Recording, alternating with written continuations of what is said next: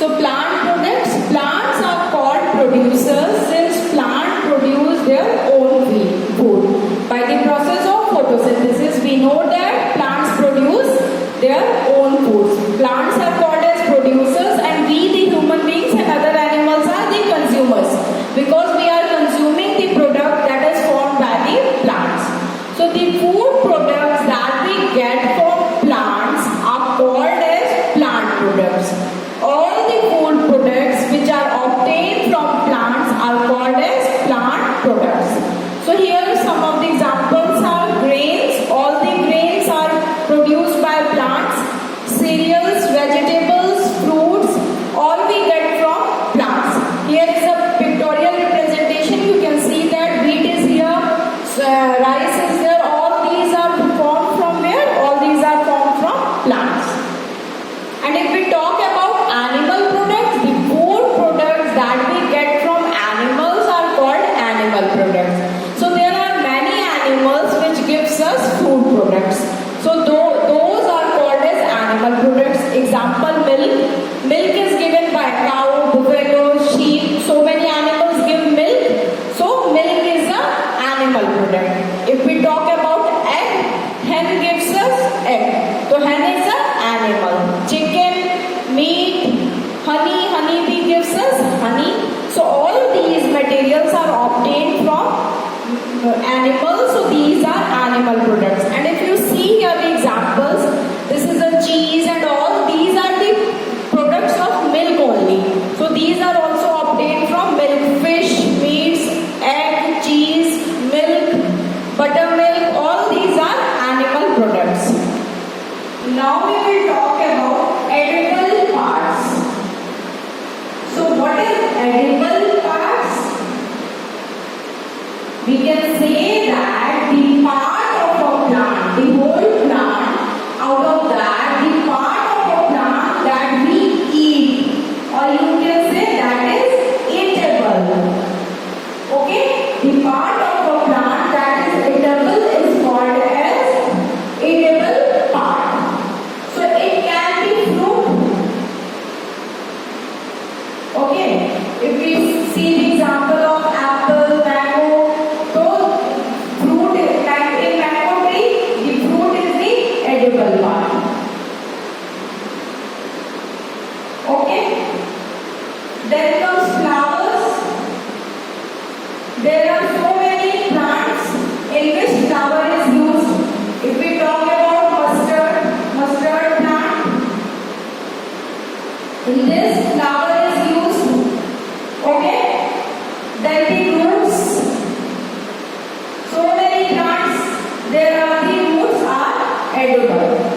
And in some plants, the stem is edible. Okay? Leaves, all the green vegetables like spinach. If we talk about spinach, then the part edible is the leaf. Okay? So here we will see edible parts. The eatable part of a plant is called the edible parts. Fruits, I have already given you the example. So many fruits are there, tomatoes and all. Flowers, if we talk, mustard is there. Roots, if we talk, carrot is there, which is a root is eaten. If we talk about stem, then ginger is there, whose stem is eaten. Leaves are there, all the leafy green vegetables like spinach and all are edible parts of plant. So we can say that some plants have 2 or more parts as edible. Okay, so in some plants only one part is edible and in some plants there are 2 or more parts that are edible. For example, if we see mustard plants, the seed of a mustard plant gives oil and the leaf gives vegetable. So it has 2 edible parts, not only one. 2 edible parts are, one is the seed and the other one is the leaf. So here in this figure we can see that different edible parts of a plant. So here is a flower. In some plants flower is an edible part. This is a fruit. In some plants fruit is an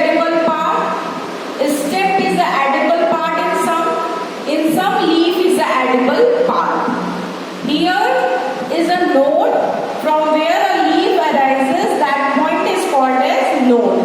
And between two leaves, the point is internodes.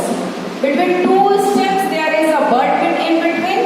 So the upper portion of a flower is the shoot system, and all those portions which is under the ground, that is the root system. Upper is the shoot system, under the ground one is the root system. So roots are basically of two types. The first one is the primary root, is the main root, and from which the branches come out. That is a secondary root. Secondary root is the branches from the primary root. So this was the different edible parts of a plant you can see in this figure. So some grains show sprouting. So what is this sprouting?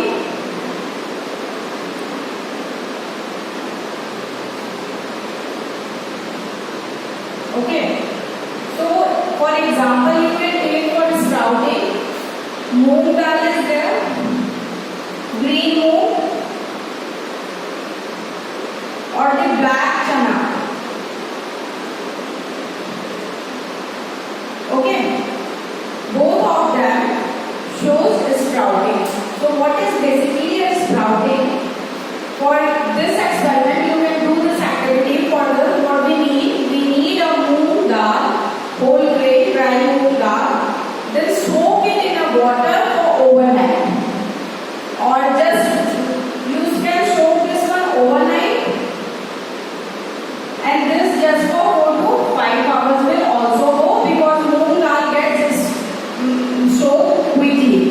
So what happens after it gets soaked well in a flask or some container you can take in which it is soaked well. After that, what you need to do is drain off all the waters.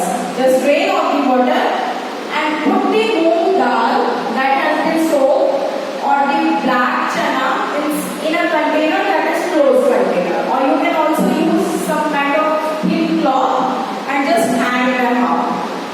After 2 to 3 days, in case of black moong, black chana, and in case of moong dal, I think after 1 to 2 days only, what you will see a white sprouting from this dals.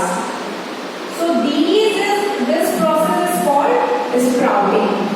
So what are these sprouts? These sprouts, some of the legumes or grain have the quality to produce sprouts. So these sprouts, they are easy to digest. Okay? They are easy to digest and they are very rich. Rich in what? Rich in vitamins, vitamin C, rich in iron, rich in folate, etc. So it is rich in many kind of vitamins and minerals. This is a very good experiment. You can do it at your home also. You can take the help of your mother also. Your mother must be sprouting moong and black chana. So this is a very good example of the legumes or grain which shows what is sprouting. Okay. So here in the figure you can see that this is a whole moong and this is a sprouted moong. So when we have soaked it in a water and after that it has been kept in a wet cloth, kept aside, we see this kind of white structure growing out of the seed. So this is sprouting. This was example for the plants. Now we will see for animals also. So bees, we see that bees collect nectar juice from flowers. What happens? These bees collect nectar and juices, flower, convert it into honey and store it in their hive. So what happens? We all know that honey is a product we often use in our house. So honey bee, what they do, the bees, they collect the nectar or juice from flowers and convert it into honey. So this is a hive of a honey. You can see they have stored it here. So these flowers and their nectars may be available only the part of the year. That is that they are not available throughout the year. So they just collect it and keep it. So bees store this nectar for their use all through Okay, so they keep it for all throughout the year. Now we will talk about the food habits. Okay.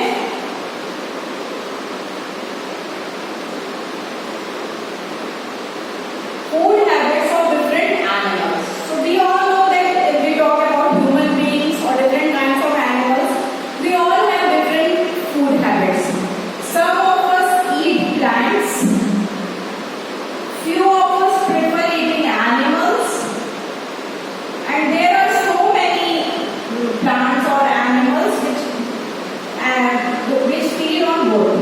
That is on plant and animal both. Okay, on the basis of the product a particular animal is eating, the food habit can be classified into three forms. Okay, the method of eating or choice of food that is followed by living organism is called as food habit. Okay, so on that basis it is classified into three types. The type 1 is herbivores. Okay. Second is carnivores. And the third one is omnivores. Okay. So herbivores, as the name itself suggests, herb. What is herb? Herb means plants. So herbivores are those animals which feed on plants, grasses, leaves. Okay. Carnivores, if we talk about carnivores, they eat animals. Okay, other animals. And if we talk about omnivores, as the name suggests, omni means both. They can be herbivore also, they can be carnivore also. Means they will eat plant plus animals. They are going to eat both things. So this is the classification on the basis of the food habitats of an animal: herbivorous, carnivorous, omnivorous. So the method of eating or choices of food followed by living organisms is called as food habitats. Here you can see herbivores, carnivores and omnivores. So if we will see that, what is herbivores? Animals which feed on plants, as I have already told, are called herbivorous. So for example, you can see cow is there, goat is there, deer is example, and all the animals which we know, those who feed on plants, they eat only plants. If we talk about carnivorous, animals which feed on other animals are called as carnivorous. Means they are feeding on other animals. Example is a tiger, lion, they all feed on other animals. So they are carnivores. If we talk about omnivorous, animals which feed on both plants and animals are called omnivorous, as I have already told. Example is a bear. We, the human beings, are also omnivorous. Some of us eat plants, some of us eat animals also. So they feed on flesh as well as honey. Bears, they feed on flesh also and they feed on honey also. So they are omnivorous. Now Ollie Scholar has got its website, e-learning app also. This you can find this app on Google Store. You can go on the Play Store, download this CSCS e-learning solution app, and from there you can join us. So the code for that is 6 times 9, 999999. Okay. So here I would like to tell you some of the key features of our learning app. The learning app consists of the video sessions. The video is of both types. It is recorded video also, and if some of you are interested for live classes, there will be a live classes also. Okay. And audio notes is there, PDF notes is there, and there is a MCQ questions, multiple choice questions are there, which is just a foundation type questions for the one who wants to prepare for the medical or engineering animations. So there you can go and please find out our app. So thank you for today. The chapter has been finished here. Food, from where does it come from? If you like our video, please subscribe it and give a like.